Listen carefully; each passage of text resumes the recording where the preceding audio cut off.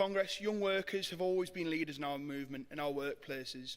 I'd like to demonstrate this by telling the story of a young woman who at the age of 18 went out on strike in 1917 as part of the Darley Abbey Mill Girls strike to fight for better pay, better hours, better working conditions and the right to organise in her union. Along with her colleagues, some as young as 14 years old, they picketed, protested and marched into Derby on market days with a band. This young woman quite literally banged the drum for better rights at work. They gained the support of trade unions near and far and from prominent campaigners including the Pankhursts. Congress even faced with statements from the mill company saying they should go and starve and they would be glad to return. She stood strong, they all stood strong, and with her union, the workers' union, they won. They didn't just fight for themselves, they won for women across the country, progressing women's rights and growing and developing the trade unions.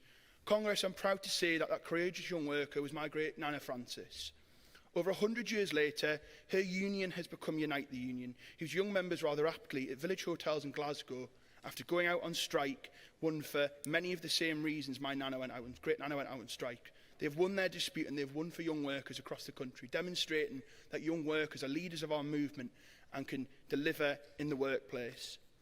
Their strike was led by young workers as young as 18, building and growing our movement and winning for young workers.